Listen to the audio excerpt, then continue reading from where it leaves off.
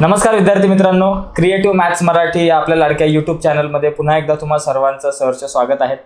आज आपल्यासोबत आहेत सूरज कांबळे सर आहेत. भूगोल विषय शिकवतात. पनवेलला एका खूप मोठ्या नामांकित अशा कॉलेजमध्ये सर भूगोल विषय शिकवतात. खूप मोठा अनुभव आहे सरांचा. भूगोल विषयामधून सरांचं MA कंप्लीट झालेलं आहे. 10वीच्या विद्यार्थ्यांना पण आणि 12वीच्या विद्यार्थ्यांना पण अनेक वर्षापासून सर भूगोल शिकवतात आणि गेल्या अनेक वर्षापासून आपले सुद्धा क्लासेस होते. तिथे सुद्धा सर नेहमी मार्गदर्शन करायला आपल्यासोबत यायचे आणि आज सुद्धा आपली छान चर्चा होणार आहे. स्पेशल तुमच्या मागणीनुसार आपल्यासोबत सर चर्चेला येणार आहेत. तर सर तुमचं हार्दिक स्वागत आहे. धन्यवाद सर. तर आपली चर्चा जी आहे आज मुख्य करून खूप जबरदस्त असे मुद्दे आहेत. सगळ्यात पहिली गोष्ट म्हणजे भूगोलाचा अभ्यास कसा केला पाहिजे, भूगोलाकडं बघण्याचा दृष्टिकोन कसा असला पाहिजे, भूगोलात पास कसं व्हायचं, भूगोलात जास्तीत जास्त मार्क कसे मिळवायचे आणि एकंदरीत विद्यार्थ्यांनी अभ्यास कसा केला पाहिजे आणि 10वीच्या भूगोलामध्ये जे काही महत्त्वाच्या कन्सेप्ट आहेत, महत्त्वाचे मुद्दे आहेत 10वीच्या आपल्या भूगोलाच्या पुस्तकातले, त्यावर सुद्धा आपल्याला चर्चा करायची आहे. तर पहिली सुरुवात आपण इथून करूयात. माझा पहिला प्रश्न आहे सरांना. सर, आपले विद्यार्थी 10वीला आहेत. कोरोनाच्या काळामुळे बऱ्याच अडचणींवर मात करून विद्यार्थी 10वीची परीक्षा देत आहेत. तर या विद्यार्थ्यांसाठी तुम्ही अभ्यास नेमका कसा केला पाहिजे विद्यार्थ्यांनी, या संदर्भात काय सांगाल तुम्ही? बरं, अगदी सर्वप्रथम मी तुमचा धन्यवाद मानतो सर. त्या ठिकाणी तुम्ही मला बोलवलं त्याबद्दल. तुमचा प्रश्न अगदी योग्य आहे सर. कारण की ह्या ठिकाणी आपण बघतोय, सध्या आपण पाहतो की सध्याची स्थिती आहे, कोरोनामुळे बऱ्याच असे विद्यार्थी आहेत की त्यांना अभ्यास कसा करायचा आणि तो केव्हा करायचा हा प्रश्न त्यांना पडलेला आहे. बरोबर. तर मुळात मला तुम्ही जी संधी दिल्यात त्यामध्ये मी तुम्हाला असं सांगू शकतो की आत्ता सध्याची परिस्थिती पाहता आपण कशा प्रकारचा अभ्यास करायचा आणि समोर आपल्या 10वीचं बोर्ड आहे, या बोर्डासाठी आपण कशा प्रकारची तयारी करायची त्याबद्दल आपण आता चर्चा करू त्या ठिकाणी. तर सर्वप्रथम मला एक सांगू इच्छितो मी या ठिकाणी की तुम्हाला जर अभ्यास करायचा आहे तर पहिलं तुम्ही तुमचं ध्येय फिक्स करा की तुम्हाला नक्की कोणता अभ्यास करायचा आणि कशा प्रकारे करायचा आहे. बरोबर. आता मुळात होतं काय सर माहिती आहे का, आपण वर्गामध्ये ना बराच वेळा आपण तुलना करतो. बघा, तुलना कशा प्रकारची असते आपली की तो हुशार आणि हा ढ आहे. बरोबर. आता ही जी तुलना जी आहे ना आपण ती पहिली बंद केली पाहिजे. कसं आहे, कारण की जन्मतः हा सर्वच व्यक्ती आहे तो समान असतो. आपण जर बुद्धिमत्तेचा विचार केला, भौगोलिक त्याचा असेल किंवा त्याचा इतर सामाजिक ज्ञान असेल, व्हॉटेवर काही असेल, त्या ठिकाणी सर्व समान असतात. पण आपली ही जी सुरुवात जी होते ना तुलनेची, ती आपली शालेय जीवनातून होते. ती कशा प्रकारे होते, कारण की हा हुशार आहे आणि मी ढ आहे. तुमच्यामध्ये कमीपणा येताच कामा नये. बरोबर. तर ही तुलना सर्वप्रथम आपण कमी करायची, कारण की जन्मतः सगळेच विद्यार्थी हुशारच असतात, सगळेच व्यक्ती हा हुशारच असतो, परंतु आपण स्वतःला कमी लेखतो या ठिकाणी. बरोबर. तर अभ्यास कसा करायचा त्याची सुरुवात इथून झाली पाहिजे की मी हुशार आहे. बरोबर. तर या ठिकाणी असं आहे सर, ॲक्च्युली मी एक व्याख्यान या ठिकाणी एकदा ऐकलं होतं सर. त्याच्यामध्ये ते फार सुंदर त्या व्याख्यातांनी सांगितलं होतं की तुम्हाला जर एखादं ध्येय जर तुम्हाला गाठायचं असेल तर आरशासमोर उभे राहा आणि मी हे करणारच, हे रोज तुम्ही 10 वेळा म्हणा. बघा, तुम्हाला जर 21 दिवस तुम्ही हे कंटिन्यू केलात ना तर 22व्या दिवशी तुमचं जे ध्येय आहे त्यासाठी तुम्ही चांगलाच प्रयत्न करणार ठिकाणी. तर अशा प्रकारची गोष्ट आपण ठरवायची. पहिली महत्त्वाची गोष्ट म्हणजे तुलना करायची नाही. बरोबर. आता सर या ठिकाणी तुम्हाला एक उदाहरण देतो. बघा, उदाहरण असे की जगामध्ये 100% लोकसंख्या आहे. 100% लोकसंख्या आपण गृहीत धरूया. आता या 100%मधले 25%, 50% आणि 25% असे 3 गटात आपण त्याची विभागणी करूयात.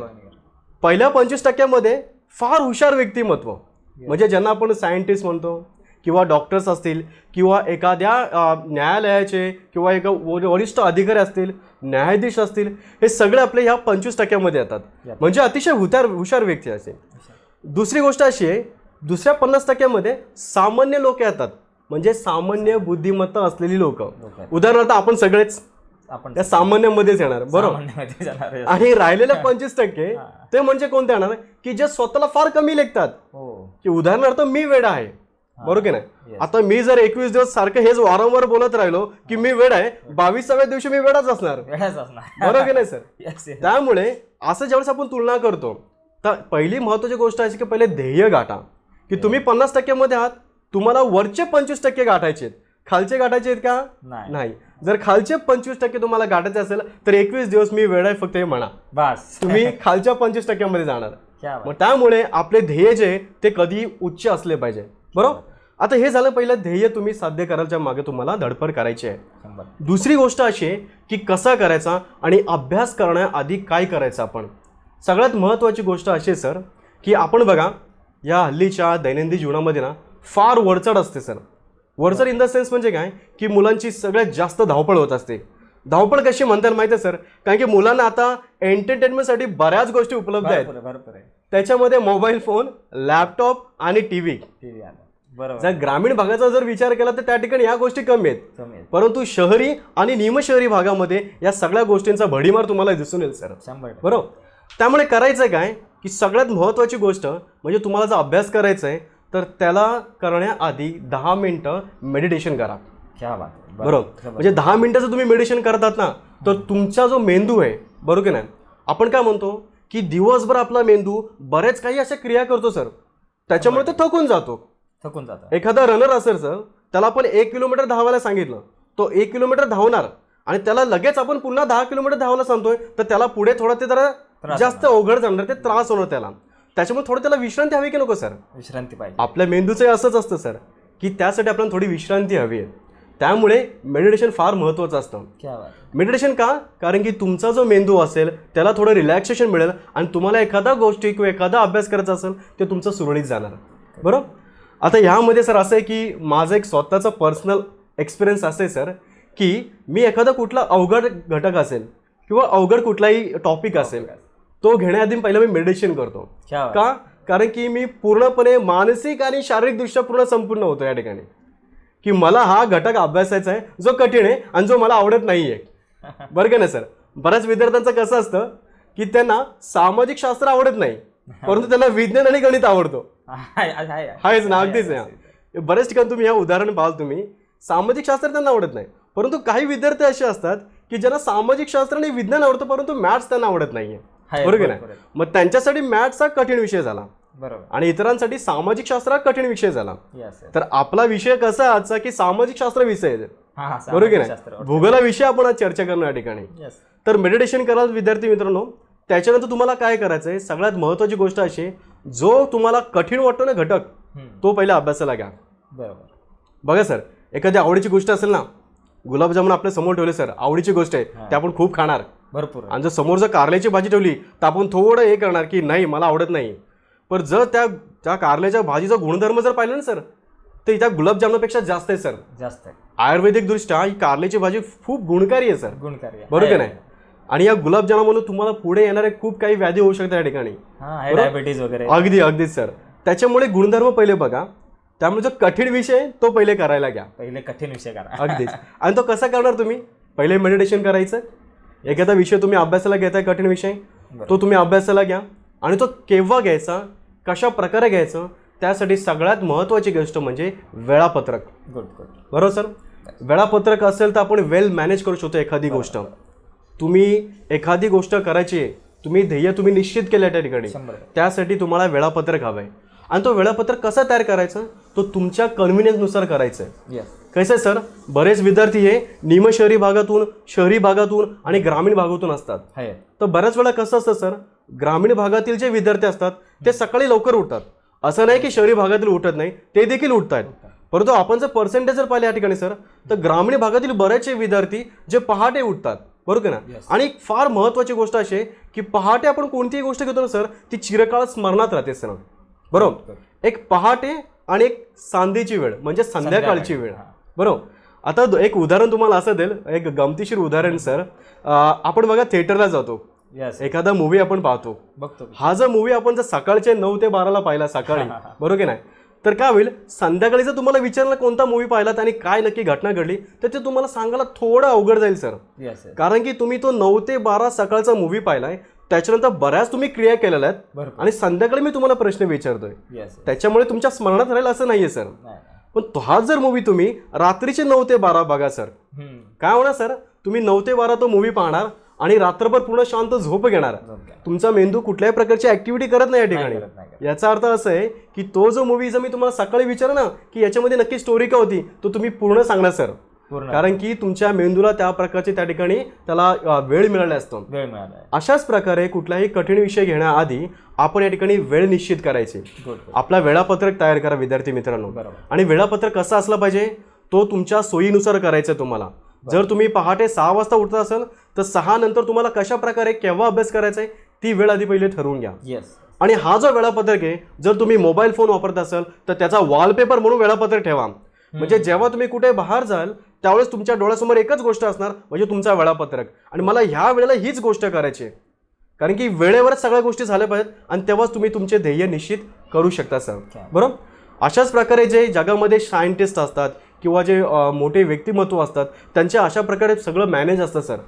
बघा, जेव्हा एखादा फिल्म स्टार असतो सर, त्याची आपण जर मुलाखत घ्यायची ठरवले तर पहिले आपल्याला वेळ द्यावा लागतो की तुम्हाला सर तुम्ही केव्हा अवेलेबल आहात, तेव्हाच तुम्ही त्याची मुलाखत घेऊ शकता. तुम्हाला जर वाटलं सर मला उद्या तुम्ही सकाळी 7 वाजता या, तो येणार नाही, कारण की त्या व्यक्तीला वेळ फार महत्त्वाचा असतो. मग अशाच प्रकारे आपणही तसंच आहोत. तो देखील एक सामान्य व्यक्ती आहे पाहायला गेलं तर, आणि आपण एक व्यक्तीच आहोत त्या ठिकाणी. मग आपणही का आपण वेळापत्रक तयार करायचं नाही? त्यासाठी पहिल्या म्हणजे आपलं वेळापत्रक तयार करायचं.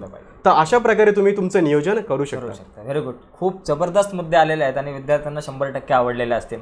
वेळापत्रक तयार करा. टॉपच्या 25 मध्ये आपल्याला यायचं आहे, त्या अनुषंगाने मेहनत आपल्याला घ्यायची आहे. अभ्यास नेमका कधी कसा करावा. खूप चांगली चर्चा झाली सर, आणि मला काही जास्त ऍड करावं असं याच्यामध्ये वाटत नाही. आणखी एक महत्त्वाचा मुद्दा, आता आपण एकंदरीत तुम्ही सर्व विषयांचा अभ्यास कसा करायचा, सुरुवातीला अवघड विषय घ्या, त्याची स्टडी करा. आता मुद्दा आपण आपल्या सामाजिक शास्त्र या विषयावरती घेऊ. म्हणजे कारल्याच्या भाजीसारखा काही विद्यार्थ्यांना सामाजिक शास्त्र. तर यावरती मला प्रश्न विचारायचा आहे सर, की भूगोल हा जो विषय आहे बऱ्याच विद्यार्थ्यांना अवघड जातो.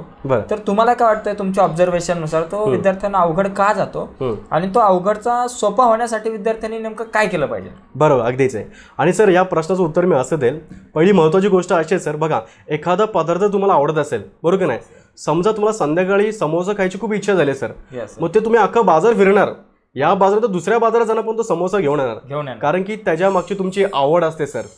मुळात प्रश्न असा असतो सर, आवड किंवा म्हणजे अनावड होणे एखाद्या गोष्टीचे. म्हणजे तुम्हाला आवडत नसेल एखादी गोष्ट, त्यामागचं कारण असं आहे की तुम्हाला त्याच्यामध्ये रस नसतो, इंटरेस्ट नसतो तुम्हाला. मग तो इंटरेस्ट पहिले घ्या. आणि तुम्ही भूगोलाला का घाबरताय मला हाच कळत नाहीये. मला हे का कळत नाही माहिती आहे का? कारण की भूगोल हा विषय असा ना विद्यार्थी मित्रांनो, तुमच्या दैनंदिन व्यवहारामध्ये तुम्ही भूगोलाशी निगडीत असता. आता हा प्रश्न असं कसं काय सर, आमचा आणि भूगोलाचा संबंध काय नक्की? तो गोष्ट अशी आहे की तुम्ही ज्या ठिकाणी राहता, म्हणजे जे स्थान, बरोबर की नाही, ते तुमचं गाव असेल, तुमचं शहर असेल, तेथील असलेली लोकसंख्या, तेथील नदी, तेथील माती म्हणजे मृदा, तेथील खडक, तेथील पर्वतरांगा, तेथील आणखी असंख्य प्रमाणात जे काही त्या ठिकाणी तसं झरे असतील, काही असतील, अत्यंत पर्वत असतील किंवा पठार असतील, पर्वतरांगा असतील, या सगळ्या गोष्टींचा अभ्यास आपण कुठे करतो? भूगोलामध्ये करतो. दुसरी महत्त्वाची गोष्ट अशी आहे की तुम्हाला अवघड का जातोय? कारण की तुम्हाला जे हवंय तुम्ही ते घेत नाहीत. कसं माहिती का सर, आता आपण या ठिकाणी 10वीचा आपण अभ्यास करणार आहोत. आता 10वीचा विचार केला सर, तर या ठिकाणी फक्त 10वीच्या विद्यार्थ्यांना भारत आणि ब्राझील या 2 देशांचाच फक्त अभ्यास करायचा आहे. मग मला सांगा याच्यामध्ये अवघड नक्की काय? आपल्याला अमेरिका अभ्यासायचा आहे? नाही. युरोपचा इतिहास आपल्याला अभ्यासायचा आहे? नाही. किंवा भूकंप अभ्यासायचा आपल्याला? नाही. म्हणजे एकंदरीत या सगळ्या गोष्टी तुम्हाला अभ्यासाच्या नाहीयेत. तर तुम्हाला अभ्यास कसला करायचा आहे? फक्त तुम्हाला भारताचा आणि ब्राझीलचा या 2 देशांची तुलना आपल्याला या 10वीच्या पाठ्यक्रमामध्ये आपल्याला करायची आहे. बरोबर. आता तुम्ही प्रश्न असा केला की मुलांना अवघड जातोय, तो सोपा कसं करता येईल? बरोबर. आता मुळात गोष्ट अशी आहे सर, कारण की भूगोल हा विषय आहे ना प्रॅक्टिकली मोस्टली, बरोबर की नाही?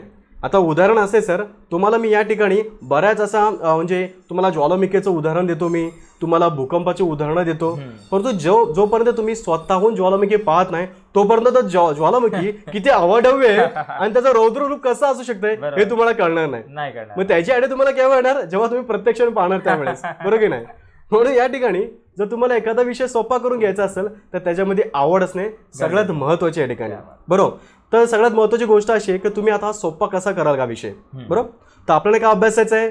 फक्त भारत आणि ब्राझील, आणि यांच्यामध्ये फक्त आपल्याला तुलना करायची. तर काय तुलना करायची? दोघांचं स्थान आणि विस्तार कुठे, दोघांमध्ये कोणत्या वनस्पती आहेत, कोणते प्राणी आहेत, कोणत्या प्रकारची मृदा या ठिकाणी, बरोबर, कोणत्या प्रकारची जलप्राणी या ठिकाणी आहे, कोणत्या प्रकारचे व्यवसाय केले जातात, या सगळ्या गोष्टींचा अभ्यास आपण या 10वीच्या पाठ्यक्रमामध्ये आपण करणार आहोत. बरोबर. तर अशा प्रकारे पहिला महत्त्वाचा प्रश्न असा आहे की तुम्ही या ठिकाणी पहिले काय करायचं तुम्हाला. बऱ्याच विद्यार्थ्यांना सर या ठिकाणी ना त्यांना देश आणि खंड आणि महासागर याची माहिती नसते, बरोबर. आता सर्वात पहिले तुम्हाला मी या ठिकाणी एक फोटो दाखवतो तुम्हाला की आपल्या जगाचा नकाशा कशा प्रकारे असतो, बरोबर. आता या जगाच्या नकाशामध्ये विद्यार्थी मित्रांनो, तुम्हाला घरामध्ये एक प्रयोग करायचा आहे. हां एक जगाचा नकाशा घ्यायचा, ब्लँक नकाशा घ्यायचा आहे. बरोबर. आणि तुम्हाला काय करायचं आहे, कुठलाही जगाचा नकाशा पाहायचा नाही, म्हणजे इतर कुठलेही देश पाहायचे नाही, काहीच नाही. तुम्हाला जेवढं येतं त्यातलं त्यामध्ये त्या नमूद करायचं त्या जगाच्या नकाशामध्ये. बरोबर. म्हणजे उदाहरणार्थ उत्तर अमेरिका खंड कुठे, दक्षिण अमेरिका खंड कुठे, युरोप कुठे, आफ्रिका कुठे, त्याचप्रमाणे आशिया कुठे, ऑस्ट्रेलिया कुठे आणि अंटार्क्टिका कुठे, बरोबर. या सगळे खंड तुम्हाला नमूद करायचे. चुकलं तरी चालेल, चालतंय. आपण पेन्सिलनीच करूयात आणि पुन्हा त्याला आपण रफ करून पुन्हा आपण त्याने नवीन आपण माहिती ऍड करू शकतो. तर अशा प्रकारे तुम्हाला त्या जगाच्या नकाशामध्ये माहिती भरायची, महासागर पूर्ण त्यामध्ये नमूद करायचे. आणि नंतर काय करायचं आहे की एक प्रॉपर जगाचा नकाशा घ्यायचा आहे. जर आपल्याकडे मोबाईल फोन असेल किंवा घरात कम्प्युटर असेल, त्या ठिकाणी तुम्ही इंटरनेटच्या म्हणजे उपलब्धी त्या ठिकाणी आहे त्या ठिकाणी, बरोबर. तर त्याच्या थ्रू तुम्ही तो जगाचा नकाशा ओपन करा आणि सगळे खंड कुठे आहेत एकदा तुम्ही ते तपासून घ्या. बरोबर. आणि तुमच्या आता जो ब्लँक जगाचा नकाशा आहे त्याच्यावरती पुन्हा एकदा माहिती नमूद करा. मग होईल काय, याच्यामध्ये तुम्हाला कोणता खंड कोणत्या ठिकाणी आहे याची माहिती होणार, बरोबर. महासागरांची माहिती होणार. बरोबर. आणि त्याच प्रकारे एखादा खंड जर अभ्यासाला घेतला तर त्यामध्ये कोणत्या प्रकारचे देश आहेत आणि ते कुठे आहेत त्याची माहिती तुम्हाला येईल. बरोबर. आता प्रश्न असा आहे सर, मी तुम्हाला पहिले जगाचा नकाशा का सांगितला, येस येस. कारण की आपण अभ्यास कसला करणार आहोत, एक इंडिया आणि दुसरा ब्राझीलचा करणार आहोत. बरोबर बरोबर. आता ह्या दोन देशांचं स्थान कुठे हे जर तुम्हाला माहित नसेल तर पुढे जाण्याचा अर्थ नाहीये. ते जगात कुठे आहेत नेमके, अगदीच. मग तुमचा रस कुठून सुरू होणार, तर या ठिकाणी तुम्हाला इंटरेस्ट कुठे द्यायचा आहे, तर जगाच्या नकाशावर तुम्हाला फोकस करायचा आहे. तुम्हाला हा भाग जो कठीण जातो ना तो अगदी सोपा होणार विद्यार्थी मित्रांनो. कसा होणार, कारण की तुम्हाला पहिली महत्वाची गोष्ट म्हणजे आपला भारत देश कोणत्या खंडामध्ये येतो हे पहिले जाणून घ्या. बरोबर. येस. बऱ्याच विद्यार्थ्यांची गफलत अशी होते सर की रशिया म्हणजे हा एक खंडच आहे. हा असं होतं, मोठा देश आहे ना, तो खंड वाटतो. त्याच्यामुळे बऱ्याच विद्यार्थ्यांना असं वाटतं की रशिया खंडच आहे, परंतु हा रशिया एक देश आहे आणि तो आशिया खंडामध्ये येतो, बरोबर की नाही. आणि भारत पण आपला भारत पण आशिया खंडामध्येच येतो. तर बऱ्याच विद्यार्थ्यांची गफलत होते. जेव्हा तुम्ही हा मॅप फिलिंग कराल ना, नकाशा तुम्ही पूर्णपणे भराल ना, तेव्हा तुम्हाला या सगळ्या प्रश्नांची उत्तर तुम्हाला त्या ठिकाणी मिळतील. आता उर्वरित तुम्हाला एक वरच्यावर तुम्हाला एक माहिती देतो मी की खंड, महासागर आणि नंतर आपण जाऊया आपल्या विषयाकडे जाऊया, बरोबर. तर खंडाचा विचार केला तर जगामध्ये टोटल आपले 7 खंड आहेत. आता हे कसे लक्षात ठेवायचे, आपण सगळ्यांनी जगाचा नकाशा पाहिलेला आहे बरोबर. आपण सुरुवात करूया डावीकडून उजवीकडे, बरोबर. आता डावीकडचा विचार केला त्या ठिकाणी पाश्चिमात्य सगळे देश आहेत, बरोबर की नाही. पाश्चिमात्य देश म्हणजे डावीकडे सगळ्यात पहिला जाऊन आपला उत्तर अमेरिका खंड, त्याच्या खाली दक्षिण अमेरिका, बरोबर. त्याच्याच पुढे जर आपण गेलो उत्तरेकडे युरोप आहे, खाली दक्षिणेला आफ्रिका आहे, त्याच्या पुढे त्या ठिकाणी आशिया खंड आहे, नंतर ऑस्ट्रेलिया आहे आणि शेवटी तुम्हाला मिळेल अंटार्क्टिका, बरोबर. तर अशा आपण टोटल हे 7 खंड आपल्याकडे माहिती आहे आपल्या, बरोबर. त्यानंतर 5 महासागर आहेत. आता मुळात बघितलं तर 4 महासागर आहेत सर. पहिले म्हणजे पॅसिफिक आहे, पॅसिफिक महासागर. दुसरा आपल्या या ठिकाणी ओशन आहे म्हणजे इंडियन ओशन आपला, ठीक आहे. तिसऱ्या या ठिकाणी अटलांटिक महासागर आहे, चौथा आर्क्टिक आहे आणि शेवटचा 5वा जो तुम्हाला माहिती नसेल मुळात विद्यार्थी मित्रांनो तो आहे दक्षिण महासागर सर. याचे जे स्थान आहे ना अंटार्क्टिका खंडाच्या बरोबर उत्तरेला आहे सर. ओके. आणि हा आता नवीनच आपण त्या ठिकाणी त्याला नाव दिलं आहे सर दक्षिण महासागर, कारण की याची माहिती घेणे फार महत्वाचे आहे सर. इतर सगळे आपले जे महासागर आहे 4 महासागर ते सगळ्यांना माहिती आहे, परंतु हा दक्षिण जो महासागर आहे हा अतिशय महत्वाचा आहे, कारण की ते स्थान अतिशय महत्वाचे आहे या ठिकाणी सर, बरोबर. ते सगळे झाले महासागर आणि हे सगळे खंड झाले. आता आपण विचार करू या ठिकाणी की भारताचं स्थान आणि ब्राझीलचं स्थान कोणत्या ठिकाणी आहे. आता हा मुळात आपण जातोय आता त्यांच्या पाठ्यक्रमामध्ये जातोय, त्यांच्या अभ्यासक्रमामध्ये जातो आपण, बरोबर. आता तुम्हाला पहिली महत्त्वाची गोष्ट म्हणजे अभ्यास कसा करायचा, का करायचा आणि तुम्हाला कोणत्या गोष्टींचा अभ्यास करायचा पहिले हे जाणून घ्या. तुम्हाला ज्वालामुखी, तुम्हाला भूकंप, त्या ठिकाणी खडक आणि मृदा याचा अभ्यास तुम्हाला करायचा नाहीये. तर याच्या व्यतिरिक्त आपण का अभ्यास करणार आहोत, तुमचा 10वीच्या विषयामध्ये विद्यार्थी मित्रांनो भूगोलामध्ये फक्त तुम्हाला 2 देशांचाच अभ्यास करायचा आहे, बरोबर. तर त्याचप्रमाणे जर तुम्ही अभ्यासक्रम पाहिला तर टोटल आपले जे सगळे टॉपिक्स आहेत त्याच्यामध्ये नंबर 1 पहिला जो आहे आपला टॉपिक तो आपला क्षेत्र अभ्यास आहे सर, बरोबर. तर त्याच्यामध्ये काय फील्ड व्हिजिट असते.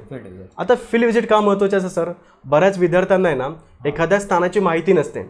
उदाहरणार्थ आता मी जर सपोज खोपोलीमध्ये राहतोय, बरोबर, तर मला पनवेलची माहिती नाहीये.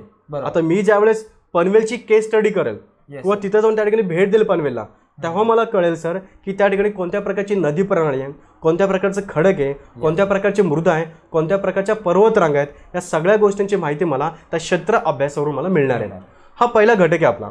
त्या ठिकाणी दुसरा जर बघितलं आपण तर प्राकृतिक अभ्यास या ठिकाणी जे प्राकृतिक भूगोल आहे त्याच्यामध्ये आपण बघू शकतो विद्यार्थी मित्रांनो स्थान आणि विस्तार दिले आहे सर. स्थान आणि विस्तार म्हणजे काय तर भारताचं स्थान कुठे आहे आणि ब्राझील या देशाचं स्थान कुठे आहे. बरोबर. आता स्थानाचा विचार केला सर तर आपला भारत जो देश आहे हा आशिया खंडामध्ये येतो. तर आशिया खंडामध्ये नक्की कुठं तर उत्तर पूर्वेकडे आपल्या भारताचं स्थान आहे आपल्या संपूर्ण पृथ्वी तलावरती. ठीक आहे. आणि आशिया खंडामध्ये दक्षिण गोलार्धामध्ये म्हणजे दक्षिण दिशेला आपल्या भारताचं स्थान आहे. बरोबर. हा आशिया खंडामध्ये येतो.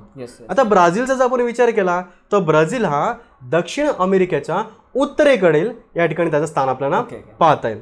आणि ब्राझील हा देशाचा ना बराच म्हणजे थोडाच भाग जो आहे उत्तर गोलार्धामध्ये आणि बराच अंश म्हणजे बहुतांश जो भाग आहे तो दक्षिण गोलार्धामध्ये येतो ब्राझील या देशाचा. तर अशा प्रकारे या दोघांचं स्थान आपल्याला माहीत पडलंय. एक गोष्ट लक्षात ठेवायची भारत हा आशिया खंडामध्ये आणि ब्राझील हा तुमचा दक्षिण अमेरिका खंडामध्ये येतो. ठीक आहे. हे पहिलं कन्फ्युजन दूर झालं. ठीक आहे. आता आपण वळूया सर या ठिकाणी यांच्या अभ्यासक्रमामध्ये आपण या ठिकाणी पाहू शकतो टोटल हो बघा सर या ठिकाणी टोटल यांना 9 या ठिकाणी आपल्याला टॉपिक्स आहेत. 9 बरोबर. या 9 टॉपिकमध्ये पहिलं तुमचं क्षेत्रपेठ आहे म्हणजे फील्ड व्हिजिट तुम्हाला करायची आहे. बरोबर. आता बऱ्याच ठिकाणी कसं आहे सर या पॅन्डेमिकमुळे बऱ्याच शिक्षकांना ही क्षेत्रपेठ पॉसिबल होत नाहीये. मुलांना आपण कुठे घेऊन जाऊ शकत नाही कोविड-19 केसेसमुळे. बरोबर. त्यामुळे बऱ्याच विद्यार्थ्यांनी त्याची केस स्टडी घरीच केली असावी आणि तुम्ही याचा अभ्यास घरीच करावा असं मी या ठिकाणी तुम्हाला सांगू शकतो. ठीक आहे. दुसरं आपलं जे प्रकरण ते स्थान आणि विस्तार आता आपण जस्ट त्याच्याबद्दल चर्चा केली सर. तिसरा जो आपला जो या ठिकाणी जो प्रकरण तो आपला प्राकृतिक रचना आणि जलप्रणाली या ठिकाणी. बरोबर. आता प्राकृतिक रचना म्हणजे भारतामध्ये कशा प्रकारची या ठिकाणी रचना आहे ब्राझीलमध्ये कशा प्रकारची रचना आहे आणि ह्या दोन्ही देशामध्ये जलप्रणाली कशा प्रकारची आहे तर त्याचा आपण अभ्यास या ठिकाणी करणार आहोत. तर पहिलं तुम्ही बघू शकता या नकाशाद्वारे विद्यार्थी मित्रांनो तुम्हाला भारताचं स्थान त्याचप्रमाणे भारतामध्ये किती घटक राज्य आहेत त्याप्रमाणे भारतामध्ये किती केंद्रशासित प्रदेश आहेत या सगळ्यांची माहिती तुम्हाला नकाशाद्वारे मिळणार आहे. आता आपण पाहूया सर की भारतामध्ये प्राकृतिक विभाग कोणते येते. बरोबर. आता ज्यावेळेस आपण भारताचा नकाशाचा अभ्यास करतो सर उत्तरेकडे काय आहे तर हिमालय पर्वतरांग आहे. बरोबर. हे आपल्या सगळ्यांना माहिती आहे. म्हणजे भारत हा आपला देश आहे. जर ब्राझीलचा जर मी तुम्हाला प्रश्न विचारला तर थोडं अवघड जाणार तुम्हाला. कठीण काम आहे. आणि मुळात सर प्रश्न असा आहे कारण की भारत देशातील बहुतांश राज्य आपल्याला माहिती आहेत सर. आता आपण महाराष्ट्राचा विचार करतोय आपले शेजारील जे राज्य असतील जसं गुजरात असेल मध्य प्रदेश असेल गोवा असेल त्याप्रमाणे कर्नाटक असेल हे सगळ्यांची आपल्याला माहिती आहे कारण ते आपले शेजारील आहेत. जर मी तुम्हाला ब्राझीलचं सांगितलं ब्राझीलचे राज्य किती आहेत आणि ब्राझीलची माहिती द्या तर थोडं तुम्हाला ते अवघड जाईल. त्यामागचं कारण असं आहे सर माहिती आहे का कारण की भारत हे सगळे राज्य हे आपल्या मातृभाषेमधले आहेत. म्हणजे कसं आता सगळे राज्य जे हिंदीमध्ये किंवा मराठीमध्ये आपल्याला सगळ्यांना माहिती आहे. आता ब्राझीलचा ज्यावेळेस आपण अभ्यास करतो ना सर आता ते त्यांच्या लँग्वेज मधलं आहे. बरोबर आहे. त्यामुळे त्याचे शब्द जरा लक्षात ठेवणं थोडं कठीण आहे. पण हे कठीण नाहीये. ते पॉसिबल केव्हा होईल तुम्हाला मी एक टेक्निक सांगितले काय तर तुम्हाला मॅप फिलिंग करायचं आहे. म्हणजे ब्राझीलचा नकाशा आणा आणि त्याचे राज्य कुठे आहेत त्याचे तुम्हाला त्या ठिकाणी प्रॅक्टिस करायचं आहे. म्हणजे एखाद्या वेळेस आपण एखादी गोष्ट जोपर्यंत लिहित नाही पाहत नाही तिचा उच्चार जोपर्यंत आपण करत नाही तोपर्यंत आपल्या स्मरणात ती राहत नाही. बरोबर. तर अशा प्रकारे आपल्याला भारत आणि ब्राझील या दोन्ही देशाचा या ठिकाणी आपला अभ्यास करायचा. म्हणजे आपल्याला ब्राझीलचा नकाशा आणावा लागणार आहे तो एकदा भरावा लागणार आहे. अगदीच जास्तीत जास्त वेळा 21 वेळा भरा माहिती. अगदीच मी तर तेच म्हणतोय सवय लावून घ्यायचं तर 21 वेळा 21 दिवस तुम्ही तेच काम करूया. दररोज सकाळी उठलं की नकाशा भरायचा बाकी काय नाही. झाला भूगोलाचा अभ्यास झाला. तुम्हाला ब्राझील कळेल नक्की काय ते. बरं तर असं आहे तर प्राकृतिक ज्यावेळेस आपण भूगोलाचा अभ्यास करतो तर बघा प्राकृतिक विभाग आहेत म्हणजे कसं सर्वात पहिले म्हणजे उत्तरेकडे काय तर हिमालय पर्वतरांग आहेत आणि हिमालय पर्वतरांगाच्या एक्झॅक्टली खाली आहेत आपल्या मैदानी प्रदेश सुपीक गाळाचे मैदानी प्रदेश त्यांना म्हणतो सर. कारण की गंगा यमुना यासारख्या ज्या नद्या आहेत या सगळ्या नद्यांचा संघ आपण त्या ठिकाणी बघू शकतो आणि या नद्यांमुळे त्या ठिकाणी सुपीक गाळाची मृदा आहे सर. त्याच्यामुळे त्या ठिकाणी शेती हा व्यवसाय प्रचंड प्रमाणामध्ये आपण बघू शकतो भरभराट चाललेला आहे. बरोबर. तर त्यामुळे त्या ठिकाणी हा पूर्ण नद्यांचा प्रदेश आहे सर आणि हा मैदानी प्रदेश आहे. बरोबर. आणि त्याच्यानंतर खाली जर आपण आलो तर त्या ठिकाणी आपण बघू शकतो आपण त्या ठिकाणी आपला पठारी भाग येतो. त्याला आपण डेक्कन प्लेटो म्हणतो. दख्खनचे पठार. बरोबर. पिवळ्यामध्ये दाखवलं हो अगदीच सर. पिवळ्यामध्ये दाखवलेला भाग हा तो आपला दख्खनचा पठार आहे सर. आणि हिरव्यामध्ये दाखवलं तो सुपीक तो पूर्ण सुपीक गाळाचा प्रदेश आहे सर. बरोबर. आणि जर तुम्ही याचा जर या ठिकाणी पश्चिमेकडे जर बघताय तुम्ही हा. उत्तर पश्चिम दिशेला हा, बरोबर या ठिकाणी आपलं राजस्थान आहे आणि राजस्थानमध्ये सर तुम्हाला या ठिकाणी पूर्ण कोरडा भाग दिसेल या ठिकाणी कोरडा भाग दिसेल. कारण की त्या ठिकाणी आपला वाळवंटीय प्रदेश आहे वाळवंटीय संपूर्ण प्रदेश, ठीक आहे. राजस्थानमध्ये. तर अशा प्रकारे उत्तरेकडे हिमालय पर्वतरांग ओके. प्रचंड त्या ठिकाणी आपण बघू शकतो मायनस टेम्परेचरमध्ये त्या ठिकाणी बरोबर की नाही. त्याचप्रमाणे या ठिकाणी उत्तर पश्चिमेला वाळवंट आहे बरोबर, मध्यभागी दख्खनचा पठार आहे दख्खनचं आपला पठार. आणि त्याच्या या ठिकाणी बघू शकतो आपण पश्चिमेला त्या ठिकाणी वेस्टर्न घाट्स म्हणजे पश्चिम घाट त्याला आपण म्हणतो. पश्चिम घाट आपला Yes. आणि ते म्हणजे सह्याद्री पर्वतरांग सह्याद्री पर्वतरांग शृंगची शृंखला आहे आपली हा. ती ह्या वेस्टर्न घाटमध्ये येते. क्या बात. आणि आणखी एक महत्वाची गोष्ट अशी आहे की वेस्टर्न घाट म्हणजे तुमचा बायोडायव्हर्सिटी हॉटस्पॉट म्हणजे जैवविविधता तुम्हाला या ठिकाणी मिळते. आणि सर सगळ्यात महत्वाची गोष्ट अशी आहे की ह्या पाठ्यक्रमामध्ये सर यांना बायोडायव्हर्सिटीचा अभ्यास आहे म्हणजे जैवविविधता. या वेस्टर्न घाट हे विद्यार्थी मित्रांनो संपूर्ण जगामध्ये आपल्या वेस्टर्न घाटचं त्या ठिकाणी नाव आहे, लौकिक आहे. तर कशामुळे तर जैवविविधता नाना प्रकारचे विविध प्रकारचे वनस्पती आणि प्राणी तुम्हाला या वेस्टर्न घाटमध्ये तुम्हाला पाहायला मिळेल सर. ठीक आहे. तर असं हे वेस्टर्न घाट आहे. त्याचप्रमाणे पूर्वेकडे आपला पूर्वीय घाट आहे बरोबर, त्याला आपण या ठिकाणी ईस्टर्न घाट्स असं म्हटलं जातं बरोबर. तर अशा प्रकारे आपल्याला प्राकृतिक रचना या ठिकाणी अभ्यासते. हे झालं भारताचं सर म्हणजे पश्चिम घाट आणि तो पूर्व घाट ओके. मध्ये दख्खनचं पठार पठार त्याच्या उत्तरेकडे मैदानी प्रदेश आणि अतिशय उत्तरेकडे गेलो आपण तिथे हिमालय पर्वतरांगा आणि उत्तर पश्चिमचा आपण ज्यावेळेस अभ्यास करतो त्या ठिकाणी वाळवंटीय प्रदेश. तर अशा प्रकारे अतिशय सोप्या पद्धतीने आपण या प्राकृतिक विभाग आपण अभ्यासू शकतो. बरोबर. दुसरी गोष्ट अशी आहे की आता ब्राझील आता हा फार महत्वाचा प्रश्न आहे की ब्राझील बद्दल आपल्याला काही माहितीच नाही. गेलोच नाही. भारत तरी आपल्याला माहिती आहे ना, पण ब्राझीलचं करायचं काय बघा. आता अधिक सोप्या पद्धतीने सांगतो तुम्हाला की ब्राझीलचं आपल्याला नक्की करायचं काय. जसं आपण आता अभ्यासलं की भारतामध्ये हिमालय पर्वतरांग कुठे आहे तो तुम्ही डोळे झाकून सांगणार की तो उत्तरेला आहे बरोबर की नाही. तर आता ब्राझीलमध्ये नक्की काय तर ब्राझीलमध्ये आपण पाहू शकतो तर ब्राझीलियन हायलँड्स म्हणजे आपण पाहू शकतो ब्राझील उच्चभूमी हायलँड म्हणजे पूर्ण पठारीय प्रदेश सर. ओके. बरोबर की नाही. आता हा जो पठारीय प्रदेश आहे तो कोणत्या स्थानी आहे तो तुम्ही बघू शकता या ठिकाणी सर. त्या ठिकाणी बघू शकतो आपण हा जो भाग आहे पूर्वेकडील भागाला तुम्हाला या ठिकाणी पूर्ण ब्राझिलियन उच्चभूमी तुम्हाला दिसतो. पिवळ्या कलरचा जो आपल्याला दिसतो तो हो अगदी सर. या ठिकाणी सगळ्यात उच्च आपण जो उंच शिखर जर आपण बघायचा जर प्रयत्न केला ब्राझीलमध्ये किंवा अतिशय उच्चभूमीचं जर स्थान आहे तर या ठिकाणी त्याला आपण ब्राझील उच्चभूमी बोलतो. आणि दुसरंच आहे जो त्याच्या उत्तरेकडील आहे त्या ठिकाणी आपण बघू शकतो त्या ठिकाणी गियाना उच्चभूमी आहे. ठीक आहे, गियाना उच्चभूमी. तर असे हे दोन प्रकार आपण बघू शकतो उच्चभूमीचे.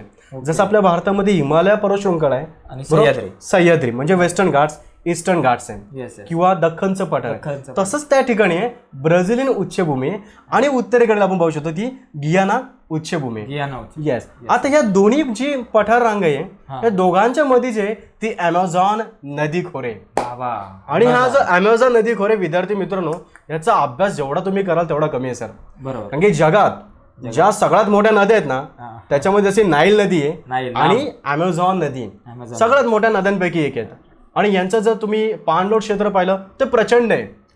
आणि ह्याच्यात सगळ्यात महत्त्वाची गोष्ट असे सर की अमेझॉन रेन फॉरेस्ट बरोबर जो सगळ्यात मोठा जंगल क्षेत्र आहे सर. आणि दुसरी गोष्ट अशी आहे सर की दक्षिण अमेरिका हा जो खंड आहे आणि या ब्राझीलमध्ये हा जो या ठिकाणी हा जो भाग आहे अमेझॉन जो रिव्हर बेसिन एरिया सर हा जगामध्ये फार महत्त्वाचा आहे. कारण की जगातील बहुतांश मोर दॅन 20% पेक्षा जास्त जे ऑक्सिजन आपल्याला मिळतं सर तर या क्षेत्रापासून मिळतं.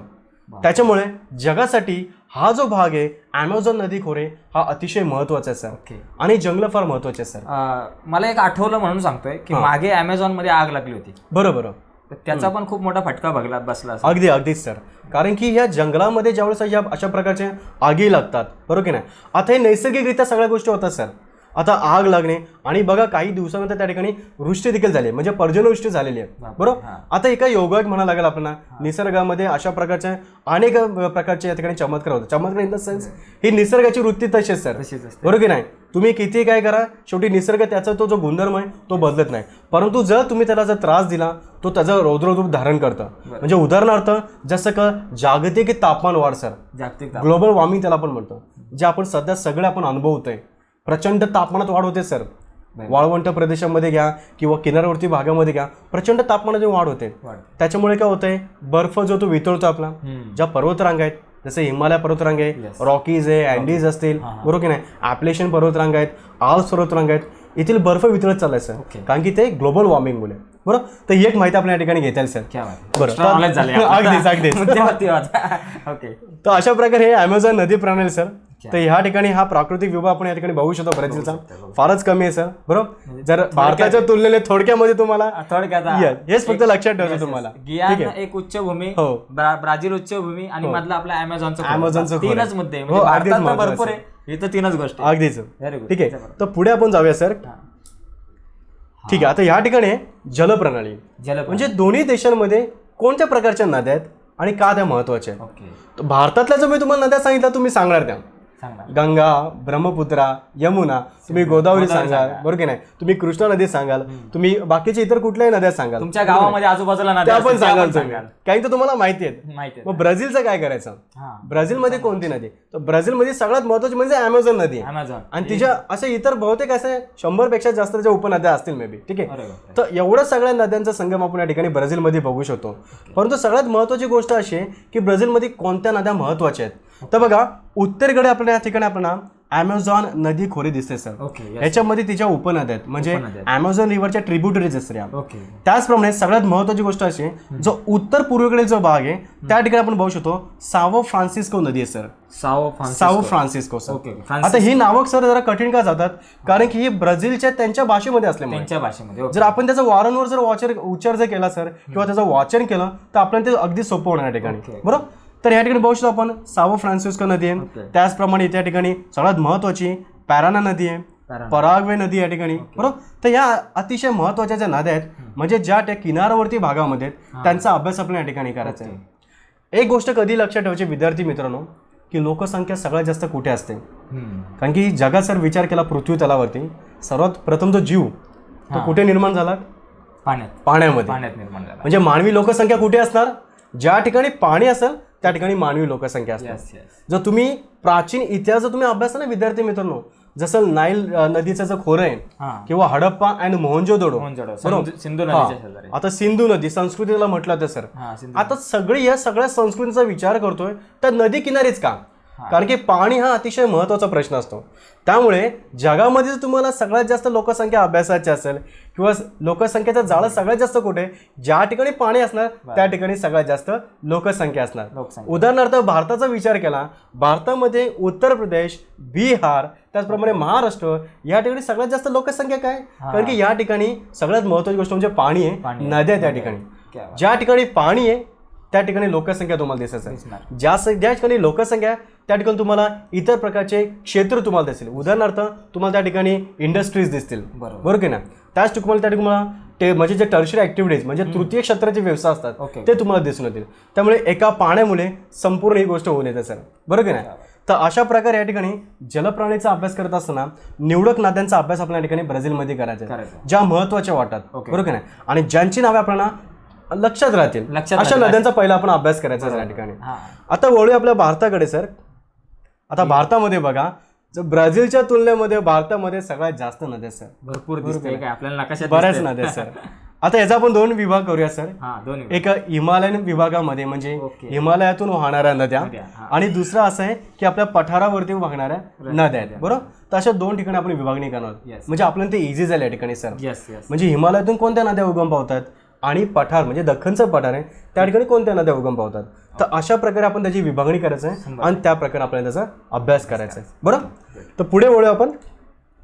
त्या ठिकाणी आपण पाहू शकतो की पर्जन्यमान आणि तापमान म्हणजे वार्षिक सरासरी कशा प्रकारचे आहे बरोबर ना. आता या दोन्ही जर देशांचा आपण अभ्यास करतोय सर तर भारताला सगळ्यात महत्त्वाची गोष्ट म्हणजे मान्सून क्लायमेट आहे सर बरोबर की नाही. मान्सून प्रकारचं आपल्याकडे या ठिकाणी हवामान तुम्हाला पाहता येईल या ठिकाणी. मान्सून म्हणजे काय तर पर्जन्यवृष्टी आपल्या भारतामध्ये होते ते विशिष्ट कालावधी होतीसाठी 4 महिन्यासाठी जून ते सप्टेंबर आणि बाकी नंतर आपलं विंटर आहे आणि पुढे उन्हाळा जो आपण सगळे आता अनुभव घेतो त्याचा तापमान वाढीचं देखील बरोबर की नाही. पंखा लावलाय तरी घाम निघतो अगदीच.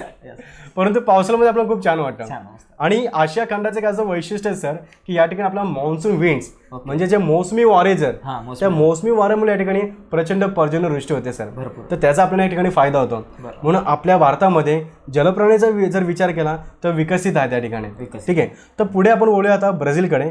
जर ब्राझीलचा तुम्ही जर अभ्यास केला सर तर अमेझॉन रिव्हर हे जे खोरे आहे अमेझॉन नदीचं, बरोबर ना, या खोऱ्यामध्ये तुम्हाला सगळ्यात जास्त पर्जन्यवृष्टी दिसून येईल सर. जास्त आता इथे आणखी एक गोष्ट अशी सर महत्वाची आहे की पर्जन्यवृष्टी सगळ्यात जास्त कुठे असते बघा, झाडे का महत्वाचे असतात सर, बरोबर की नाही. आज आपण जर विचार केला ना सर कोविड-19 की सगळ्यात जास्त ऑक्सिजनची कमतरता भासते सर.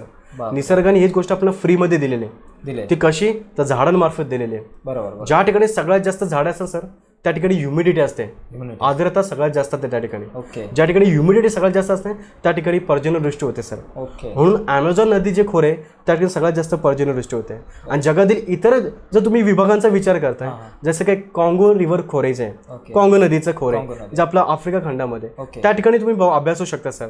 तर नदी प्रणालीमुळे त्या ठिकाणी प्रचंड जंगल आहे सर आणि जंगलांमुळे त्या ठिकाणी पर्जन्यवृष्टी होते. तर अशा प्रकारे आपण तापमानाचा अभ्यास या ठिकाणी करू शकतो सर. ठीक आहे. तो दुसरं आपण या ठिकाणी वळूया आता सर, ते म्हणजे ते प्रमुख वन प्रकार कोणत्या प्रकारचे आहेत भारतामध्ये आणि ब्राझीलमध्ये कोणत्या प्रकारचे वन प्रकार आहेत, म्हणजे वनस्पती कोणत्या प्रकारचे आहेत. आता भारतातले तुम्हाला सगळ्यांना माहिती असणार आहेत, कारण की आपल्या भारतातले जो तुम्हाला म्हटलं मी भारतामध्ये कुठल्याही वनांची नावे सांगा तर सगळ्यात महत्त्व तुम्ही सांगणार सर आंबा, पिंपळे, वडे, जांभुळे, हे सगळे झाडांची नाव तुम्ही सांगणार, बरोबर की नाही. हा, हे सगळे तुम्ही सांगणार या ठिकाणी, बरोबर की नाही. परंतु जंगलाचा जर विचार केला तर भारतामध्ये आपल्या पानझडी वनस्पती आढळतात. पानझडी, आता पानझडी म्हणजे काय, पाणी गाळणारी वनस्पती. आता पाणी का गाळतात त्यामागचं सर कारण वेगळं आहे, कारण की आपल्या भारतामध्ये मान्सून प्रकारचं या ठिकाणी क्लायमेट आहे, बरोबर. त्या मान्सून प्रकारच्या क्लायमेटमध्ये जून ते सप्टेंबर पर्यंत आपल्या ठिकाणी प्रचंड पाणी पुरवठा होतो. त्यानंतर काय, पुढे तर पाणी नाहीये, मग ते पाणी सेव्ह करायचं ना. आणि उन्हाळ्यामध्ये का बघा आपल्याकडे 35 ते 40 डिग्री सेल्सिअस टेम्परेचर असतं काही प्रदेशांमध्ये. मग अशा वेळेस ते झाडे काय करतात, त्यांची पाणी गाळतात सर. म्हणून त्यांना पानझडी वनस्पती म्हणून असं म्हटलं त्या ठिकाणी. म्हणजे पाणी कमी असतं, जास्त पाण्याचा वापर नको व्हायला म्हणून ते अगदीच पाणी घालतात, म्हणून त्याला आपण पानझडी वनस्पती या ठिकाणी म्हणतो. त्याला इंग्लिशमध्ये आपण डिसिडस फॉरेस्ट म्हणून असं ओळखलं जातं सर. ठीक आहे. तर अशा प्रकारे वनस्पती आपल्या भारतामध्ये आढळतात. आता ब्राझीलचा विचार केला तर ब्राझीलचा जो मध्य भाग आहे म्हणजे उत्तरेकडील जो भाग आहे त्या ठिकाणी अमेझॉन रिव्हर बेसिन आहे सर, म्हणजे अमेझॉन फॉरेस्ट आहे. या अमेझॉन फॉरेस्टमुळे तुम्हाला एव्हरग्रीन म्हणजे सदाहरित वने तुम्हाला दिसून येते. सदाहरित, पाऊस सदाहरित म्हणजे तुम्ही कधीही जा तिथं भेट द्या सर, तुम्हाला ते सदाहरितच दिसणार. त्यामागचं कारण काय, कारण की ती प्रचंड मोठी अमेझॉन नदी, तिच्यामुळे सगळ्यात जास्त पाणी पुरवठा होतो. म्हणून तेथील जे काही जंगले सर ते सदाहरित, आणि सर यांची जी वाढ आहे ना ही प्रचंड होत असते या जंगलांची सर. त्या ठिकाणी असणारे जे वनस्पती जे जंगल आहेत ते 3 भागामध्ये विभागले सर. पहिला त्यांचा जो म्हणजे आपण ज्याला छत म्हणतो, ज्याला फ्लोर म्हणजे वरचा भाग, वरचा जो आपण छत म्हणतो, तो प्रचंड असा अवडवे संपूर्ण ज्या झाडांनी पूर्ण विभागलेला असतो सर, बरोबर. त्याच्यानंतर आपण पाहायला गेलो तर मध्यम स्वरूपाच्या वनस्पती म्हणजे झाडे असतात त्या ठिकाणी. आणि जो तिसरा जी लेअर आहे ती म्हणजे ग्राउंड वरती म्हणजे जमिनीवरती. तर जमिनीवरती जे वनस्पती सर त्यांना मुबलक प्रमाणात हवं तसा सूर्यप्रकाश मिळत नाही, त्याच्यामुळे त्यांची वाढ होत नाही. कारण असं आहे कारण की जे प्रचंड जे वाढलेले जे वनस्पती असतात, झाडं असतात त्यांच्यामुळे त्यांना सूर्यप्रकाशच मिळत नाही सर, त्यांच्या सावलीमुळे त्यांच्या. तर अशा प्रकारे आपण ह्या 3 लेअर आपण या जंगलामध्ये पाहू शकतो. तर ही सदाहरित प्रकारची जी वने ते आपल्याला ब्राझीलमध्ये पाहता येतील आणि पानझडी प्रकारची जी वने ते आपल्याला भारतामध्ये पाहता येतील. आता तुम्ही जर याचा अभ्यास केला सर, हा जो प्रकरण आपण जर वाचला सर तर अतिशय सोपा जाणार या ठिकाणी, बरोबर. तर बऱ्याच आपण बघू शकतो सर, आपण ज्याचा अभ्यास केला त्या ठिकाणी वनस्पती आहेत, प्राणी आहेत, या सगळ्या गोष्टींचा आपण अभ्यास केला.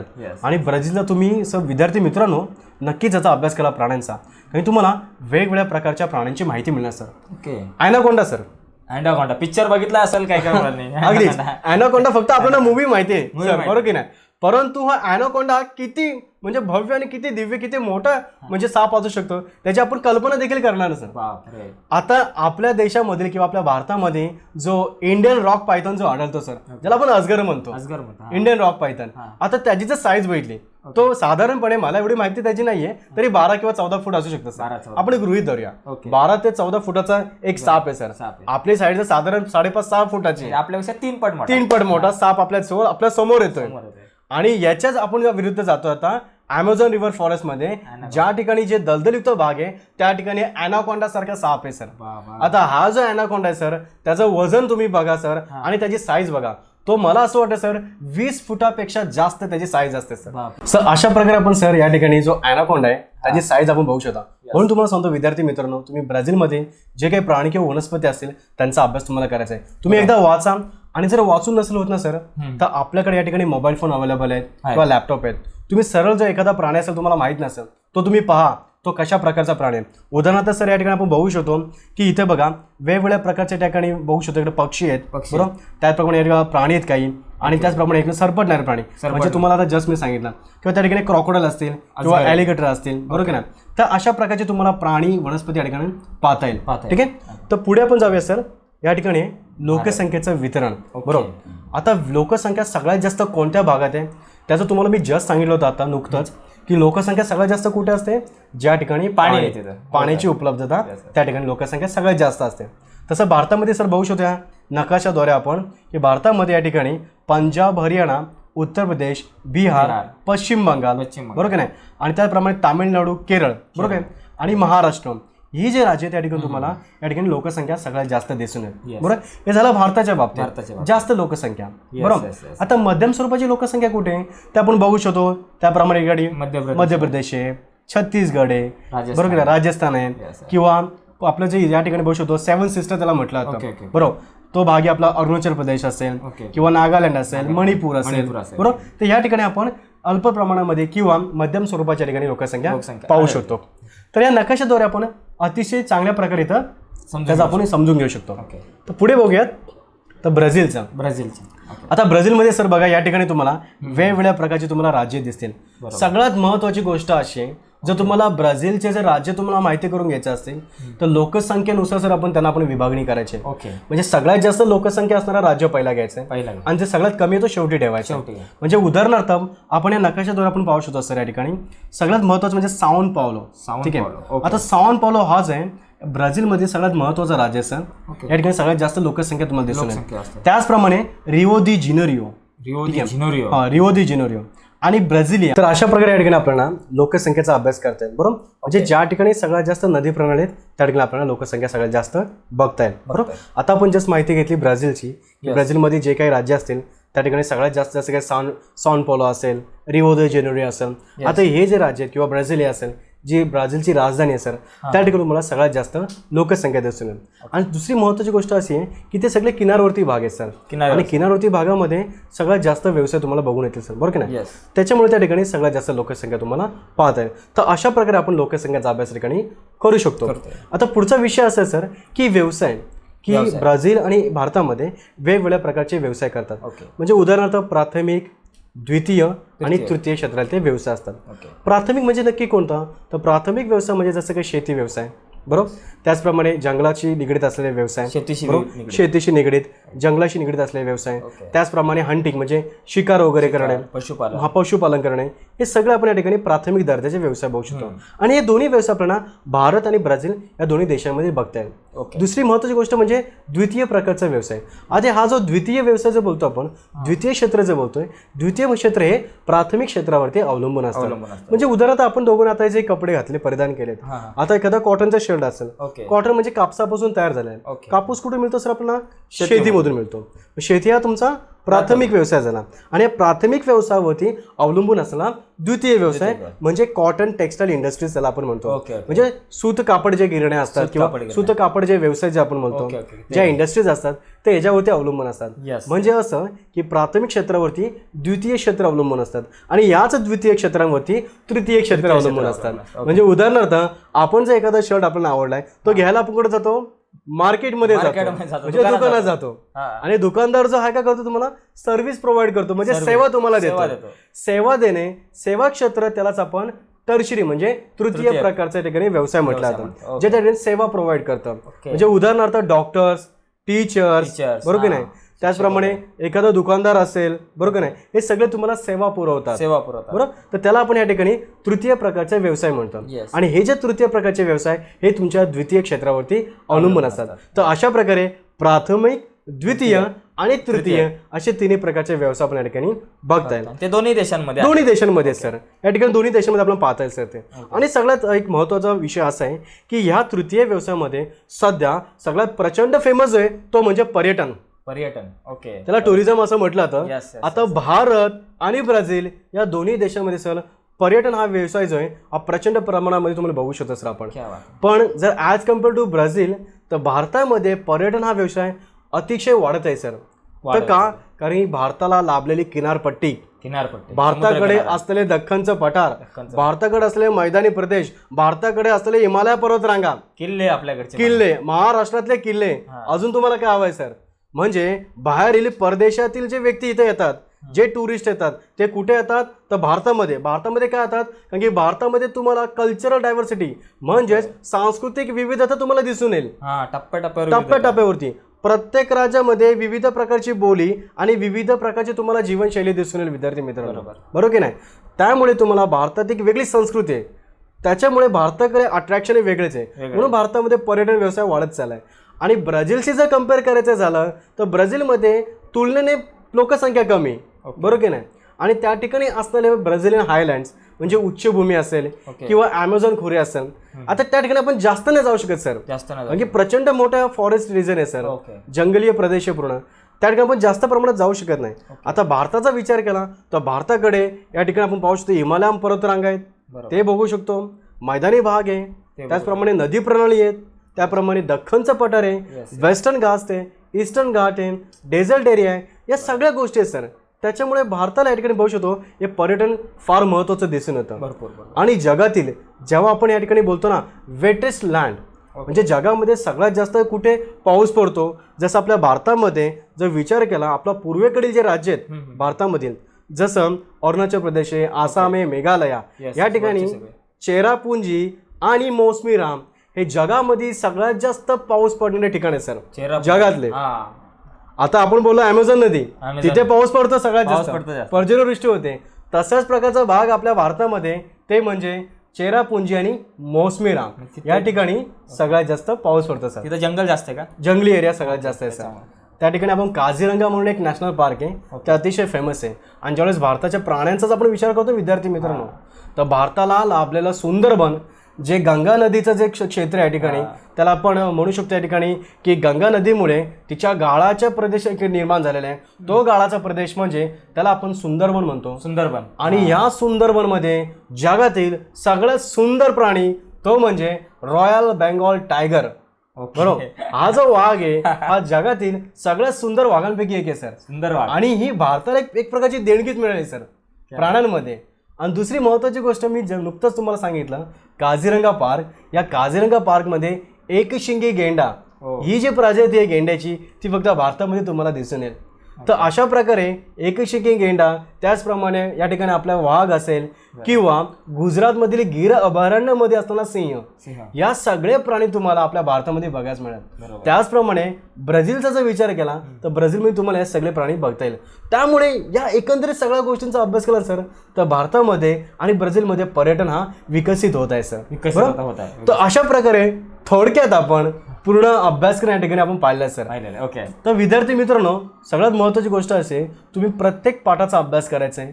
आणि जर तुम्हाला काही शंका असेल किंवा उदाहरणार्थ प्राणी हा तुम्हाला कळत नाही किंवा वनस्पती तुम्हाला माहीत नाही, तर तुम्ही मोबाईलद्वारे तुम्ही त्या ठिकाणी गुगल करू शकता आणि त्याच्या थ्रू त्या ठिकाणी त्याचे फोटोज किंवा त्याची माहिती तुम्ही काढू शकता, बरोबर? तर एकंदरीत असा अभ्यासक्रम पाहता येईल आपल्याला. छान चर्चा झाली, खरंच विद्यार्थ्यांना आवडले असतील. आणि तशा प्रकारच्या कमेंट्स मित्रांनो प्लीज तुम्ही आपल्या व्हिडिओच्या खाली तुम्ही देत जा, व्हिडिओ किती तुम्हाला आवडली ही चर्चा. आणि ती आवडली असणार 100%, कारण मला सुद्धा खूप आनंद झाला आणि मला सुद्धा भूगोलाचं खूप सारं नॉलेज मला मिळालेलं आहे. तर सर विद्यार्थ्यांना भूगोलामध्ये पास होण्यासाठी किंवा जास्तीत जास्त मार्क मिळवण्यासाठी, जास्तीत जास्त गुण मिळवण्यासाठी परीक्षेच्या दृष्टिकोनातून काही टिप्स आहेत का? बरोबर, अगदीच. आणि विद्यार्थी मित्रांनो, तुमचं जे ध्येय आहे ते मोठं ठेवा. असं कधी विचार नाही करायचं की मला 35 मार्कच मिळाले पाहिजे आणि मी फक्त पास झालो पाहिजे. आणि हा भूगोल विषय असा विद्यार्थी मित्रांनो, आत्ताच नाही 10वीसाठी नाही तर 12वीसाठी एक स्कोरिंग सब्जेक्ट म्हणून ओळखला जातो. स्कोरिंग सब्जेक्ट का सर? कारण की बऱ्याच विद्यार्थी मित्रांना मेडिकलमध्ये जायचं असतं, इंजिनिअरिंग त्यांना करायचं असते, तर त्यांना पर्सेंटेज हवे असतात. आणि भूगोल हा विषय विद्यार्थी मित्रांनो की त्याचा तुम्ही जर चांगला अभ्यास केला तर तुम्हाला सगळ्यात जास्त चांगले पर्सेंटेज मिळतात, बरोबर ना सर? आता 10वीमध्ये बघा विद्यार्थी मित्रांनो, फक्त तुम्हाला ब्राझील आणि भारत या दोन गोष्टींचा अभ्यास करायचा. Yes. तर आपण बघूया प्रश्नपत्रिकेचं स्वरूप कशा प्रकारचं असेल. Yes, yes, ठीक आहे. तर या ठिकाणी आपण बघूया प्रश्नपत्रिकेमध्ये सर्वात पहिला जो प्रश्न आहे तुमचा तो प्रश्न क्रमांक 1 असणार तुम्हाला. त्या ठिकाणी तुम्हाला जो प्रश्न दिलाय त्या ठिकाणी तुम्हाला 4 ऑप्शन दिले जातील. Yes. बरोबर. असे तुम्हाला टोटल या ठिकाणी 4च प्रश्न तुम्हाला सोडवायचे आहेत आणि ह्यातला एकही प्रश्न सोडवायचा आपण म्हणजे चुकवायचा नाहीये. सगळे अटेम्प्ट करायचे आपण. सगळे प्रश्न भूगोलामध्ये अटेम्प्ट करायचे आहेत. तुम्हाला पासिंग पुरता तुम्ही विचार करता ना विद्यार्थी मित्रांनो, फक्त ऑब्जेक्टिव्ह, बरोबर नाही, ऑब्जेक्टिव्हचा जर विचार केला त्याच्यामध्ये तुम्ही पास होताय. बरोबर. आता ते ऑब्जेक्टिव्ह कोणते, तर प्रश्न क्रमांक 1 त्याच्यामध्ये असलेला पहिला प्रश्न आहे त्यासाठी तुम्हाला गाळ्या जागा कशा असतात, तुम्हाला एखादा त्या ठिकाणी फक्त एक जो उत्तर असेल बरोबर ते तुम्हाला त्या ठिकाणी नमूद करायचं. तर अशा प्रकारे पहिल्या प्रश्नामध्ये आपण करू शकतो. त्या ठिकाणी दुसरा जो प्रश्न आहे त्या ठिकाणी जे तुम्हाला जी जोडी दिली असेल ती तुम्हाला ओळखायची आहे सर. म्हणजे एखादी योग्य अचूक जोडी कोणती तो पेर तुम्हाला त्या ठिकाणी ओळखायचा आहे. तर दुसऱ्या प्रश्नामध्ये बघताय तो देखील तुम्हाला 4 मार्कासाठी बरोबर. ते पहिले 4 आणि हे 4 8 मार्क झाले. आता पुढे ओळूया सर. या ठिकाणी आपला जो प्रश्न क्रमांक 3 आहे त्या ठिकाणी बघू शकतो विद्यार्थी मित्र आपण या ठिकाणी तुम्हाला कोणतेही 4 प्रश्न या ठिकाणी सोडवायचे आहेत. बरोबर. जसा प्रश्न दिलाय सर त्या प्रकारे त्या प्रश्न वाचायचं आणि त्याचं योग्य उत्तर असेल तेच त्या ठिकाणी तुम्हाला नमूद करायचं आहे. हे एक प्रश्न क्रमांक आपण 3 मध्ये बघू शकतो. आता आपण प्रश्न क्रमांक 4चा आपण या ठिकाणी विचार करूया. 4थ्यामध्ये काय तर माझा अगदी आवडीचा आणि तुमच्या विद्यार्थी मित्रांना आवडीचा प्रश्न जो आहे तो म्हणजे तुमचा मॅप फिलिंग म्हणजे नकाशा भरा. नकाशा भरायचा आणि बरीच चर्चा झाली आपली नकाशावरती. मला असं वाटतं सुरुवातीला आपण नकाशा भरण्यावरती आपण चर्चा केली. तर अशा प्रकारे विद्यार्थी मित्रांनो 4 गुणांसाठी तुम्हाला हा जो प्रश्न आहे आणि एकही माहिती चुकवायची नाही. जेवढे तुम्हाला माहिती असेल ती संपूर्ण माहिती तुम्हाला जगाच्या नकाशावर भरायचं आहे. आणि सगळ्यात महत्त्वाची गोष्ट अशी की पेन्सिलचा वापर करा, पेनाचा वापर करू नका जगाचा नकाशा भरत असताना किंवा कुठलाही नकाशा आपण फिल करत असताना. बरोबर. तर मुळात तुम्हाला या ठिकाणी फक्त भारत आणि ब्राझील हे 2 नकाशामध्ये तुम्हाला प्रश्न विचारले जातील. तर तो प्रश्न तुम्हाला 4 मार्कासाठी आहे. दुसरा म्हणजे 4थाच ब तुम्हाला असणार आहे.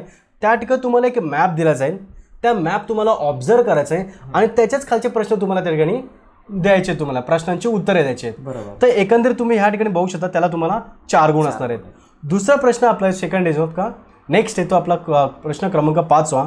त्या ठिकाणी भौगोलिक कारणे सर. हे भौगोलिक कारणे बघा विद्यार्थी मित्रांनो जेवढे तुम्हाला येतात तेवढे तुम्हाला अटेम्प्ट करायचे या ठिकाणी. म्हणजे 2 तुम्हाला अटेम्प्ट करायचे. एका प्रश्नाला तुम्हाला 3 गुण या ठिकाणी तर तुम्हाला 2च अटेम्प्ट करायचे आहेत. जे तुम्हाला विचारलं असेल त्यामध्ये मला असं वाटतं 4 प्रश्न विचारतील. त्या 4 प्रश्नांपैकी फक्त आपल्याला 2च त्या ठिकाणी सोडवायचे आहेत. बरोबर. त्यामुळे काही कन्फ्युजन नाही. जे तुम्हाला येतं ते 2च तुम्हाला सोडवायचे आहेत. आणि जर तुम्हाला असं वाटतंय की मला हा जो दुसरा मी सोडवलाय थोडा डाऊटफुल आहे म्हणजे तो बरोबर असेल तुम्हाला शंका आहे तर त्या उरलेल्या दोघांपैकी कुठला तरी एक सोडवा. म्हणजे तुमचं निरासन होऊन जाईल या ठिकाणी शंकेचं. यात नाही तर मला त्यामध्ये तरी तुम्हाला गुण मिळतील. तर अशा प्रकारे आपण भौगोलिक कारणे त्या ठिकाणी तुम्ही नमूद करू शकता. बरोबर. हे तुम्ही बघू शकता 6 मार्काला एका प्रश्नाला 3 गुण आहेत. तर कुठलेही 2 तुम्ही या ठिकाणी सोडू शकता. त्यानंतर हे प्रश्न क्रमांक 6अ आणि 6ब. आता अ आणि ब मध्ये कसं तुम्हाला हा ठिकाणी तुम्हाला ऑर दिलाय म्हणजे किंवा दिलाय तुम्हाला एखादा ग्राफ देतील. बरोबर. त्या ग्राफचं त्या ठिकाणी तुम्हाला विश्लेषण करायचं. त्या ठिकाणी प्रश्न असतील त्याच प्रश्नांची उत्तर तुम्हाला त्या ठिकाणी द्यायचे आहेत. त्यामुळे हा एक अतिशय सोपा या ठिकाणी आपण बघू शकतो. आणि नंतर आपण या ठिकाणी बघू शकता जो प्रश्न आपला 7वा आहे तो अतिशय महत्त्वाचा आहे. तो म्हणजे त्या ठिकाणी जे दीर्घ उत्तर आपण ज्याला म्हणतो सर मोठे प्रश्न या ठिकाणी तो 8 गुणांसाठी विचारलेला आहे सर. बरोबर. आता या दीर्घ उत्तरामध्ये तुम्हाला कोणताही एकच प्रश्न तुम्हाला या ठिकाणी अटेम्प्ट करायचा आहे. तर तुम्ही त्याची तयारी करायची आहे. तर कशा प्रकारे तयारी कराल विद्यार्थी मित्रांनो. तुम्ही सर्वप्रथम तुमचा जो पाठ्यक्रम आहे किंवा तुमचा जो अभ्यासक्रम आहे कोणत्या धड्यासाठी किती तुम्हाला मार्क्स आहेत बरोबर की नाही तर त्याबद्दल तुम्हाला मी माहिती देणार या ठिकाणी. त्यात आय थिंक मला असं वाटतं सर आपण जर विद्यार्थी मित्रांना आपल्याला जर आपण ह्याला जर एखादी गोष्ट आपण जे दाखवलं या ठिकाणी अभ्यासक्रमामध्ये म्हणजे एखादा पाठ किती मार्क्स साठी त्याची आपण जर माहिती आपण जर त्यांना एखादी एक ती गोष्ट दाखवली डिरेक्टली आपण ठीक आहे तर त्या मुलांसाठी सगळ्यात महत्त्वाची ठरली या ठिकाणी. बरोबर. तर अशा प्रकारे विद्यार्थी मित्रांनो तुम्ही अभ्यास करा म्हणजे कोणत्या पाठासाठी किती गुण आहेत त्याचप्रमाणे तुम्ही त्याची विभागणी करा. त्याचप्रमाणे तुम्हाला प्रश्न क्रमांक 7 तुम्हाला अभ्यास दिला या ठिकाणी. बरोबर. ज्या प्रकरणावर जास्त मार्काचे प्रश्न विचारले जातात तिथे बरोबर अगदीच. तर अशा प्रकारे तुम्ही हा 7वा प्रश्न तुम्ही या ठिकाणी सोडवू शकता. ते एकंदरीत ऑब्जेक्टिव्हचा जर विचार केला बऱ्याच विद्यार्थ्यांचं सर असं असतं की मला होतं पासिंग पुरते मार्क्स हवेत. तर या ठिकाणी विद्यार्थी मित्रांनो तुम्ही 26 गुण सर फक्त ऑब्जेक्टिव्ह मध्ये मिळतात. म्हणजे प्रश्न मग 1, 2, 3चा जर विचार केला आपण या ठिकाणी 4 आणि त्या ठिकाणी 6चा विचार केला बरोबर की नाही, म्हणजे मॅप फिलिंग वगैरे झाले किंवा तुम्हाला जो ग्राफ असेल त्याचं विश्लेषण करायचं आहे, या सगळ्या गोष्टीमध्ये तुम्ही 25 मार्क कमीत कमी मिळवत आहे आरामात. बरोबर की नाही. 40 मार्कांपैकी 40 गुणांपैकी 25 गुण तुम्हाला ऑब्जेक्टिव्हमध्ये मिळत आहेत हातातले. आणखी तुम्हाला काय हवं आहे बरोबर नाही. राहिला प्रश्न तुमचा इतिहास आणि नागरिकशास्त्र, त्याचा अभ्यास वेगळा तुमचा राहणार आहे 100%. आणि उरवले जे तुमचे 20 गुण असतील ते म्हणजे अंतर्गत असतील ते तुमचे वेगळे राहिले. म्हणजे विद्यार्थी मित्रांनो बघा, फक्त भूगोलाच्या तुम्हाला ऑब्जेक्टिव्हमध्ये तुम्हाला पासिंग पुरते मार्क्स मिळत आहेत बरोबर की नाही. मग तुम्ही जर इतर इतिहासाचा नागरिकशास्त्राचा अभ्यास केला तर मला असं वाटतं सर या ठिकाणी हे विद्यार्थी 60च्या पुढे कमीत कमी जातील सर. समाजशास्त्रामध्ये मिनिमम मिनिमम 60 तुम्हाला मिळतील जर तुम्ही अशा प्रकारे जर अभ्यास केला तर. पण ध्येय कधीही मोठे असावे, कमी कधीच नसावे सर. छोटे नसावे, मोठे असावे, जास्तीत जास्त मार्क जास्तीत जास्त. आता जाता तर तुम्हाला एक सांगतो विद्यार्थी मित्रांनो की आपण कसं असतं, APJ अब्दुल कलाम त्यांनी फार अतिशय महत्त्वाची एक माहिती दिली आहे. त्यांनी खूप चांगलं सांगितलं. त्यांनी असं सांगितलं आहे की स्वप्न अशी पाहायची असतात, रात्री झोपेमध्ये स्वप्न नाही पाहिजे, स्वप्न अशी पाहायची असतात की त्या स्वप्नामुळे तुमची झोप उडेल. तर विद्यार्थी मित्रांनो तुमचे ध्येय असे निश्चित करा की तुमची झोप उडली पाहिजे बरोबर नाही. तर मला असं वाटतं सर या ठिकाणी विद्यार्थ्यांना हा भूगोल विषय नक्कीच त्यांना सोपा जाईल. नक्कीच 100% सोपा जाणारच. आता तुमचं एवढं मार्गदर्शन, एवढी छान चर्चा झालेली आहे आणि खरंच तुम्ही खूप चांगल्या प्रकारे आज आम्हाला वेळ दिलात आणि खूप चांगली चर्चा केली. त्याबद्दल खरंच मी तुमचा खूप मनापासून आभारी आहे. कारण आपल्या विद्यार्थ्यांना, संपूर्ण महाराष्ट्रातल्या विद्यार्थ्यांना, जे गरीब गरजू विद्यार्थी आहेत मराठी माध्यमांचे, त्यांच्यापर्यंत खूप सारं सुंदर असं नॉलेज पोहोचलेलं आहे तुमच्या माध्यमातून. आणि तुम्ही खरंच आपल्या यूट्यूब चॅनलवर येऊन ही सगळी चर्चा केली तर मी सगळ्या विद्यार्थ्यांकडून आणि माझ्याकडून मी धन्यवाद व्यक्त करतो. आणि आमच्याकडून एक छोटंसं भेट आहे तर ती तुम्ही स्वीकारावी अशी मी एक विनंती करतो. एक छोटीशी भेट आपल्या क्रिएटिव्ह मॅथ्स मराठी या आपल्या यूट्यूब चॅनल करून तुमच्यासाठी आपल्या सगळ्या विद्यार्थ्यांकडून आणि माझ्याकडून ही छोटीशी भेट तुम्ही स्वीकारावी अशी विनंती करतो. खूप खूप धन्यवाद सर. मनापासून धन्यवाद सर. Thank you very much. खूप खूप धन्यवाद. आणि सर तुम्ही मला ही संधी दिलीत, आपल्या चॅनलवरती माझे विचार आणि माझं मत व्यक्त करायला तुम्ही संधी दिलीत त्याबद्दल मी मनापासून तुमचं धन्यवाद मानतो सर या ठिकाणी.